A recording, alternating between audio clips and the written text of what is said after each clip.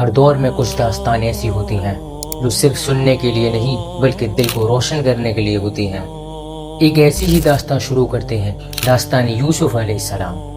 ایک دن صبح اٹھتے ہی حضرت یوسف علیہ السلام نے اپنے والد صاحب سے کہا، ابا جان، میں نے خواب میں 11 ستارے، چاند اور سورج کو دیکھا جو مجھے سجدہ کر رہے ہیں۔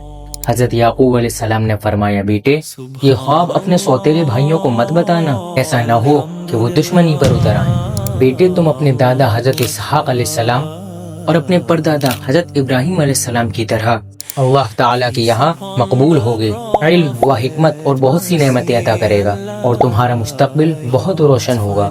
اور ادھر یوسف علیہ السلام کے دوسرے بھائی جو حضرت یعقوب علیہ السلام کی دوسری بیوی کی اولاد میں سے تھے، وہ ایک جگہ اکٹھے ہوئے اور بس یہیں سے حضرت یوسف علیہ السلام کی زندگی ایک نیا موڑ لیتی ہے۔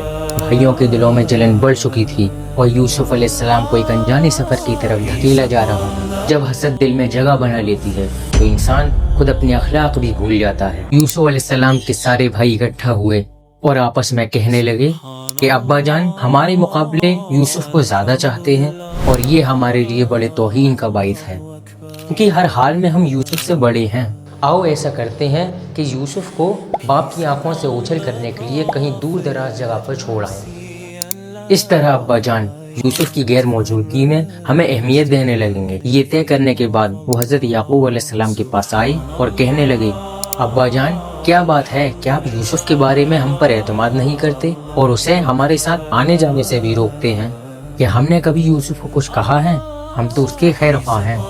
کل ہم نے سیر کے لیے پروگرام بنایا ہے، آپ یوسف کو بھی ہمارے ساتھ جانے کی اجازت دیں تاکہ وہ بھی گھوم پھر آئے۔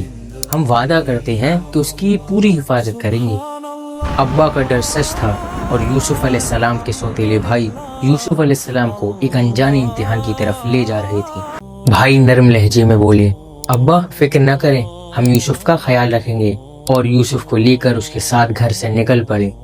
یعقوب علیہ السلام کا ایک بیٹا قیانی جو یعقوب علیہ السلام کی دوسری بیوی کی اولاد میں سے تھا، وہ ہنستے ہوئے بولا کہ ابا جان آپ نے ہمیں اتنا ناپختہ سمجھ رکھا ہے، اگر ہمارے ہوتے ہوئے یوسف کو بھیڑیا اٹھا لے جائے تو پھر ہم کس کام کے؟